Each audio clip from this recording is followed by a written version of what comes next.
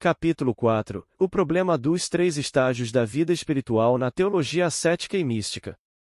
Este capítulo, escrito sobretudo para os teólogos, é menos útil para a maioria das almas interiores, que encontrarão a substância dele sob uma forma mais simples e mais viva no capítulo seguinte. Um dos maiores problemas da espiritualidade consiste em perguntar em que sentido deve-se entender a divisão tradicional das três vias purgativa, iluminativa e unitiva, segundo a terminologia de Dionísio, ou dos principiantes, dos progressistas e dos perfeitos, segundo uma terminologia anterior? Dessa divisão tradicional foram dadas duas interpretações notavelmente diferentes, dependendo de se a contemplação infusa dos mistérios da fé e a união a Deus que resulta disso é considerada como pertencente ao caminho normal da santidade ou como favores extraordinários, não apenas de fato, mas de direito. Posição do problema. Essa divergência de interpretação aparece se compararmos a divisão da teologia ascético-mística geralmente seguida até a segunda metade do século XVIII àquela dada por vários autores que escreveram desde então. Ela é manifesta, por exemplo, se compararmos o Tratado de Valgornera, O.P., Mística Teologia de V. Thomas, 1662, e as duas obras de Scaramelli, S.J., Diretorio Ascético, 1751, e Diretorio Místico. Valgornera segue aproximadamente o carmelita Philippe de la Sainte Trinité, aproximando a divisão dada por este dos autores anteriores e de alguns textos característicos de São João da Cruz sobre o momento em que geralmente aparecem as purificações passivas dos sentidos e do espírito 57. Ele divide seu tratado, escrito para as almas contemplativas, em três partes, e da via purgativa, própria aos principiantes, onde ele trata da purificação ativa dos sentidos externos e internos, das paixões, da inteligência e da vontade, pela mortificação, meditação, oração, e ao final da purificação passiva dos sentidos, onde começa a contemplação infusa e pela qual se é elevado à via iluminativa, como diz São João da Cruz, no início da noite escura, capítulo 8 e 14. Da via iluminativa, própria aos progressistas, onde, após um capítulo preliminar sobre as divisões da contemplação, fala-se dos dons do Espírito Santo, da contemplação infusa, que procede sobretudo dos dons de inteligência e de sabedoria, e que é declarada desejável para todas as almas interiores, como moralmente necessária à plena perfeição da vida cristã. Esta segunda parte da obra, após alguns artigos relativos às graças extraordinárias, visões, revelações, palavras interiores, termina com um capítulo em 9 artigos relativo à purificação passiva do espírito, que marca a passagem para a via unitiva. É exatamente o que São João da Cruz havia dito, Noite Escura, 2, capítulo 2 e 11. Da vida unitiva, própria aos perfeitos, onde se fala da íntima união da alma contemplativa com Deus e de seus graus até a união transformante. Valgornera considera essa divisão como tradicional, verdadeiramente conforme à doutrina dos padres, aos princípios de São Tomás e ao ensinamento de São João da Cruz e dos maiores místicos que escreveram sobre as três idades da vida espiritual, observando como geralmente se faz a transição de uma para a outra 58. Totalmente diferente é a divisão dada por Scaramelli e por vários autores que o seguem. Em primeiro lugar, Scaramelli trata da ascética e da mística, não no mesmo livro, mas em dois livros separados.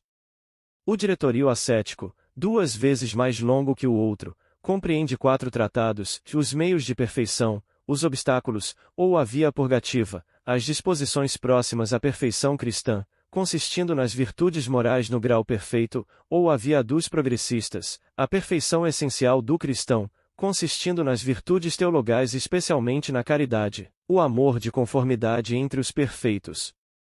Este directório ascético praticamente não fala dos dons do Espírito Santo.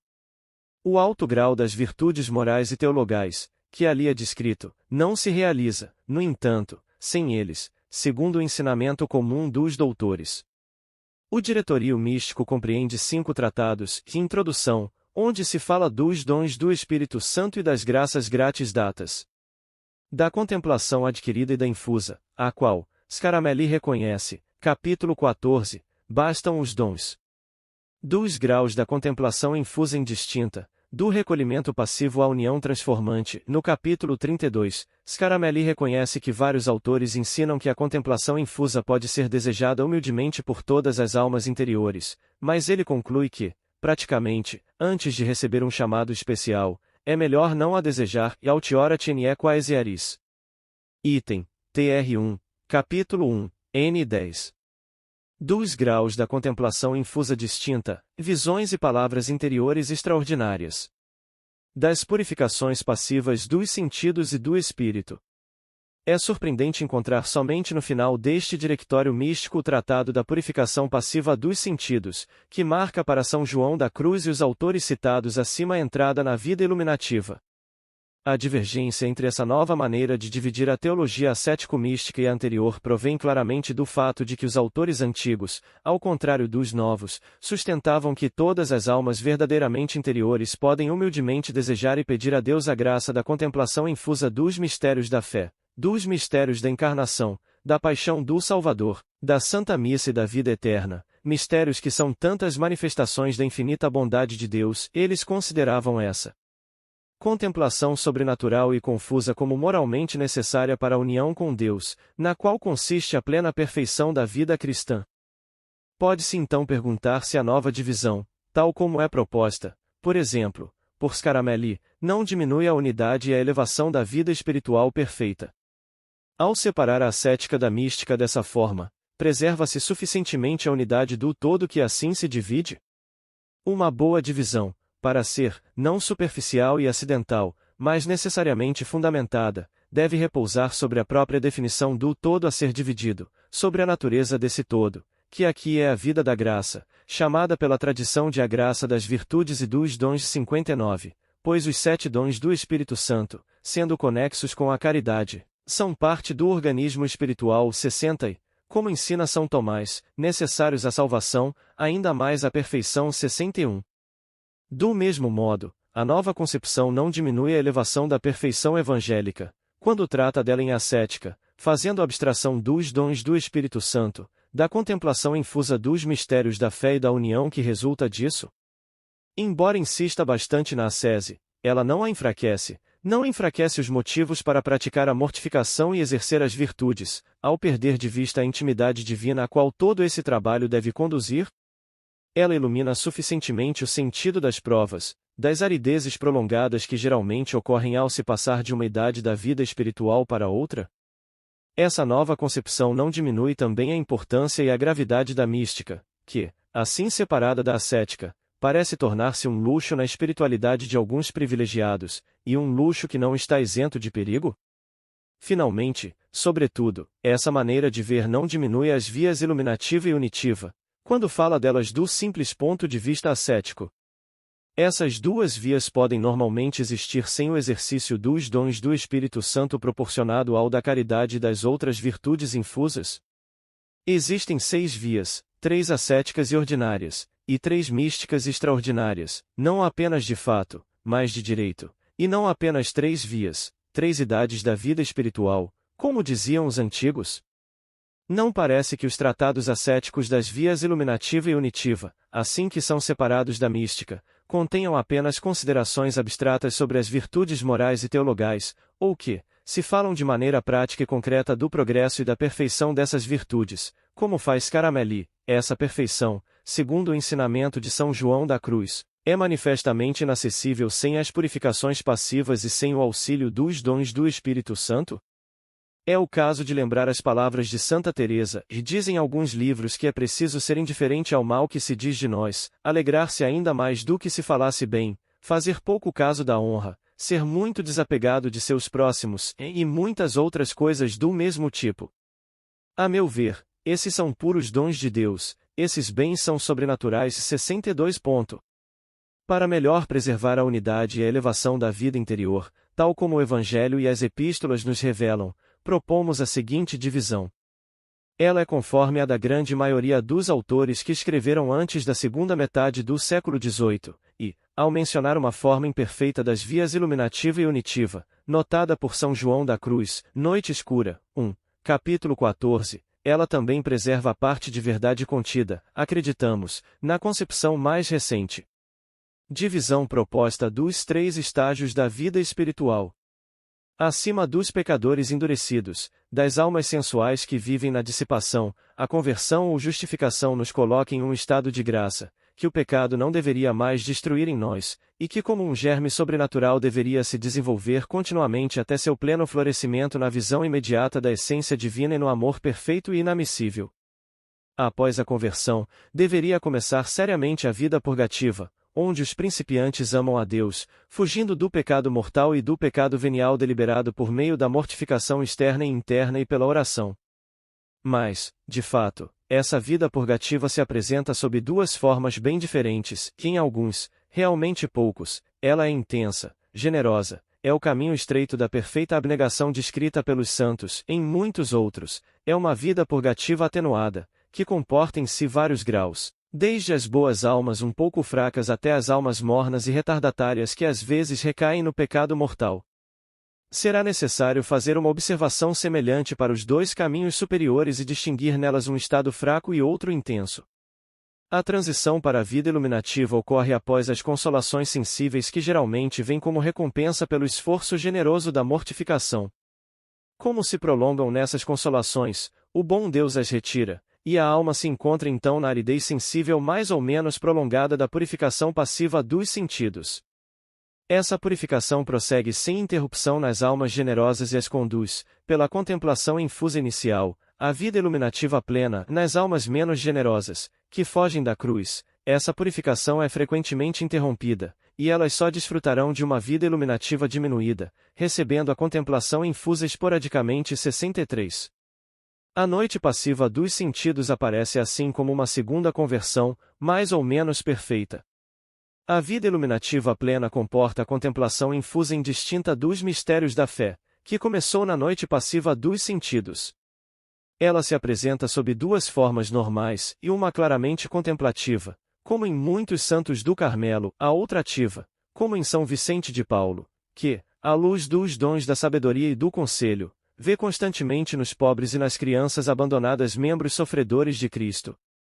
Às vezes, essa vida iluminativa plena comporta não apenas a contemplação infusa dos mistérios da fé, mas também graças extraordinárias, visões, revelações, palavras interiores, descritas por Santa Teresa em sua própria vida. A transição para a vida unitiva ocorre em decorrência de luzes mais abundantes ou de um apostolado mais fácil ou mais radiante, que são como a recompensa da generosidade do progressista, mas nos quais, por um resquício de orgulho, ele se compraz. Então, se o Senhor quer conduzir eficazmente o progressista à vida unitiva perfeita, ele o faz passar pela noite do espírito, uma purificação dolorosa da parte superior da alma.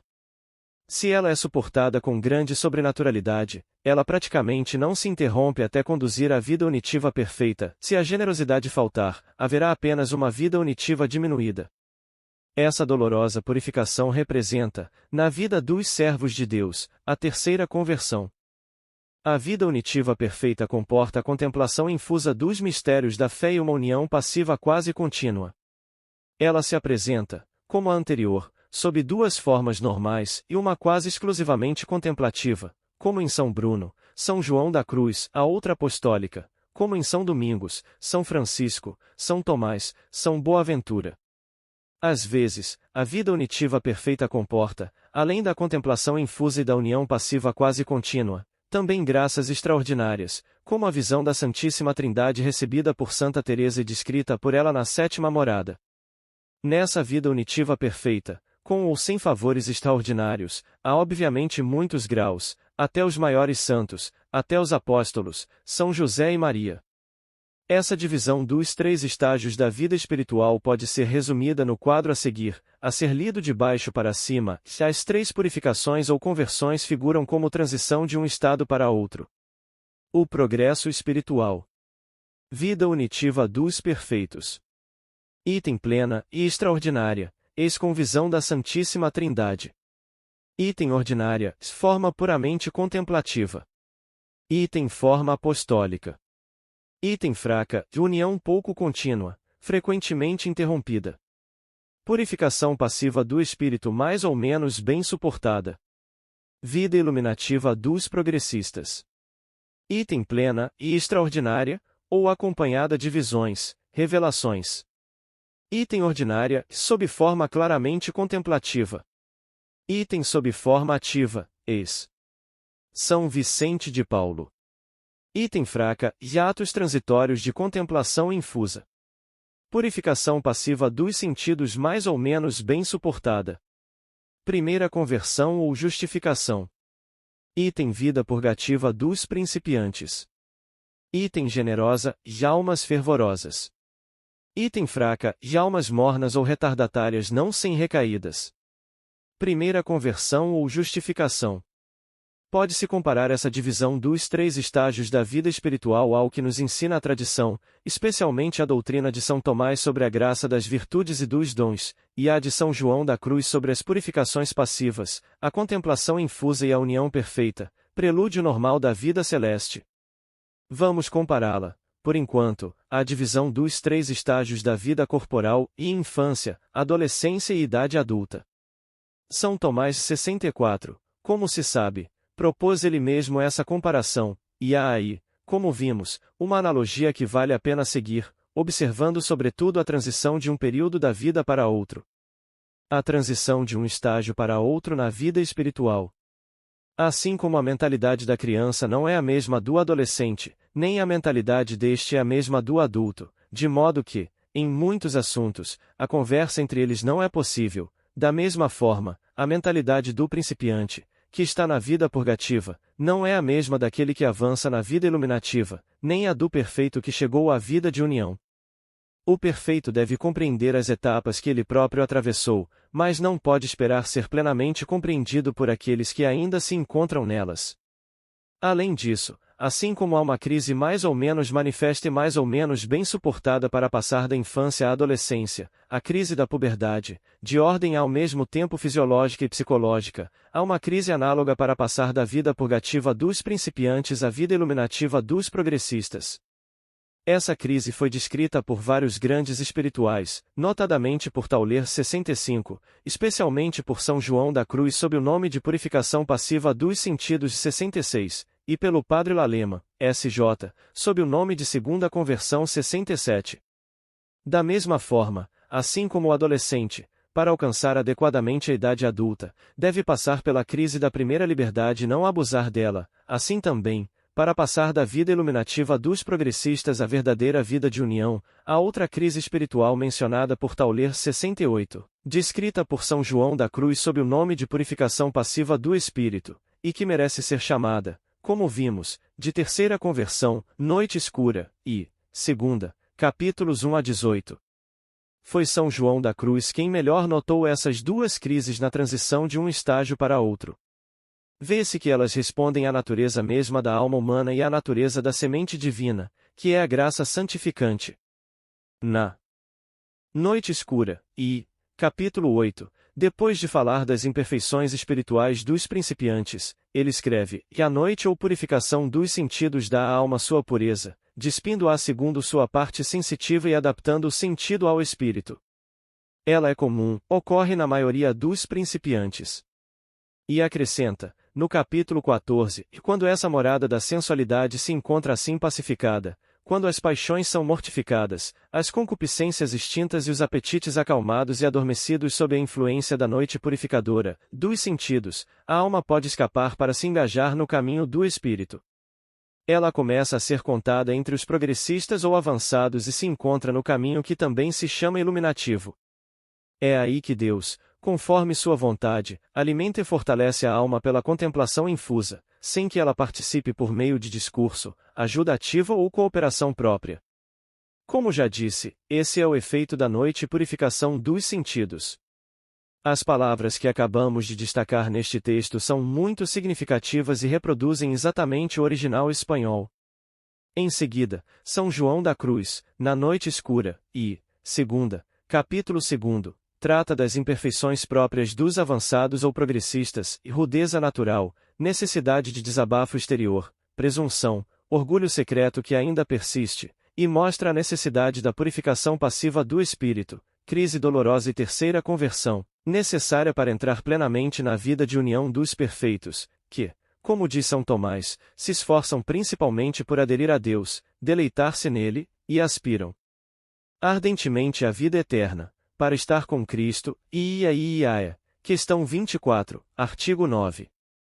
Essa doutrina da noite escura encontra-se no Cântico Espiritual, em particular na divisão do poema e no argumento que precede a primeira estrofe, também, estrofes 4, 6, 22, verso 1. Às vezes se objetou, que essa alta concepção de São João da Cruz excede consideravelmente a concepção comum dos autores espirituais, que falam em um sentido menos místico da vida iluminativa dos progressistas e da vida de união dos perfeitos. Parece, portanto, que os principiantes de que se fala na noite escura não são aqueles de que se fala habitualmente, mas sim aqueles que estão começando, não na vida espiritual, mas nas vias místicas. A isso, é fácil responder que a concepção de São João da Cruz corresponde admiravelmente à natureza da alma, sensitiva e espiritual, assim como à natureza da graça, e que os principiantes de que ele fala são realmente aqueles comumente chamados assim, basta para se convencer disso ver os defeitos que ele encontra neles, gula espiritual, inclinação à sensualidade, à ira, à inveja, à preguiça espiritual, ao orgulho que os leva a ter um confessor especial para os casos ruins, deixando o outro reservado para a confidência exclusiva do bem, para que ele mantenha uma excelente opinião de seu penitente, noite escura, e, capítulo 2. Esses são verdadeiros principiantes, de modo algum avançados na ascese. Apenas, quando fala das três vias, purgativa, iluminativa e unitiva, São João da Cruz as toma, não em um sentido reduzido, mas em sua plenitude normal. Nisso, ele preserva a tradição dos padres, de Clemente de Alexandria, de Cassiano, de Santo Agostinho, de Dionísio, e dos grandes doutores da Idade Média, Santo Anselmo, Hugo de São Vítor, Santo Alberto Magno, São Boaventura e São Tomás. Isso aparece especialmente na distinção tradicional dos graus da humildade, que, devido à conexão das virtudes, correspondem aos graus da caridade, especialmente porque a humildade é uma virtude fundamental, à medida que elimina o orgulho, princípio de todo pecado. Essa gradação tradicional relativa à humildade não conduz a uma menor perfeição do que aquela de que fala São João da Cruz, vimos como São Tomás, Iaia, questão 161, artigo 6, a relata, segundo Santo Anselmo, primeiro conhecer que se é desprezível, segundo sofrer por sê-lo, terceiro confessar que se é, quarto querer que o próximo o acredite, quinto suportar pacientemente que se diga, sexto aceitar ser tratado como uma pessoa digna de desprezo, sétimo amar ser tratado assim. Santa Catarina de Siena, o autor da imitação, seguindo São Francisco de Sales, e todos os espirituais não falam de outra maneira sobre os graus da humildade, correspondentes aos do amor de Deus. Todos os livros de ascética dizem mesmo que é preciso alegrar-se nas tribulações e quando somos caluniados, mas, como observa Santa Teresa, isso já supõe grandes purificações, as mesmas de que fala São João da Cruz, e é o resultado de uma grande fidelidade ao Espírito Santo. Não é apenas a distinção tradicional dos graus da humildade que confirma a concepção dos três estágios da vida que nos dá São João da Cruz, é também a divisão clássica preservada por São Tomás, Iaia, questão 61, artigo 5, das virtudes políticas, necessárias à vida em sociedade, das virtudes purificadoras, purgatórias, e das virtudes da alma purificada. São Tomás não diz, ibidem, ao descrever as virtudes purgatoriae, a prudência despreza todas as coisas do mundo para a contemplação das coisas divinas, ela dirige todos os pensamentos para Deus. A temperança abandona, tanto quanto a natureza pode suportar, o que o corpo exige. A fortaleza impede o medo da morte e do desconhecido das coisas superiores.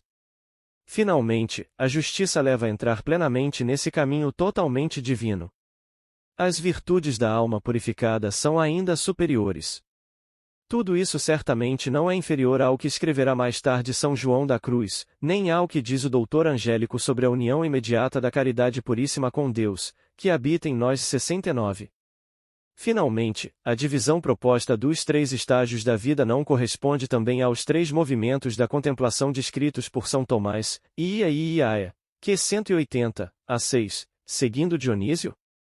Primeiro, contemplar a bondade de Deus no espelho das coisas sensíveis, elevar-se diretamente a ela lembrando-se das parábolas que Jesus pregava aos principiantes. Segundo, contemplar a bondade divina no espelho das verdades inteligíveis ou dos mistérios da salvação, elevar-se a ela por um movimento em espiral, da natividade do Salvador até sua ascensão. Terceiro, contemplar a suprema bondade em si mesma, na escuridão da fé, descrevendo várias vezes o mesmo círculo, sempre retornando à mesma verdade infinita. Para melhor compreendê-la e vivê-la profundamente. É certo que São João da Cruz segue esse caminho tradicional, marcado pelos grandes doutores que vieram antes dele, mas ele descreve o progresso espiritual tal como aparece principalmente entre os contemplativos, e entre os mais generosos deles, para chegar a da forma mais direta possível à união com Deus 70. Ele mostra assim quais são as leis superiores da vida da graça e do progresso da caridade. Mas essas leis também se aplicam, de maneira atenuada, a muitas outras almas, que não chegam a uma perfeição tão elevada, mas que, no entanto, avançam generosamente, sem retroceder. Assim, em quase todas as coisas, distingue-se um tempo forte e um tempo fraco. Por exemplo, nos tratados de medicina, as doenças são descritas como se apresentam no estado agudo, embora se observe que muitas vezes ocorrem de forma atenuada. Dito isso, será mais fácil vermos quais são as características das três vias, insistindo na purificação ou conversão que precede cada uma delas, mesmo que não haja recaída no pecado mortal e que, após a justificação, a alma permaneça em estado de graça. Vamos estudar, desse ponto de vista, o que constitui o estado da alma dos principiantes, dos progressistas e dos perfeitos, para percebermos que não se trata apenas de estruturas convencionais, mas de um verdadeiro progresso vital, fundado na própria natureza da vida espiritual, ou seja, na natureza da alma e naquela semente divina, que é o germe da vida eterna. Semen Gloriae, 71.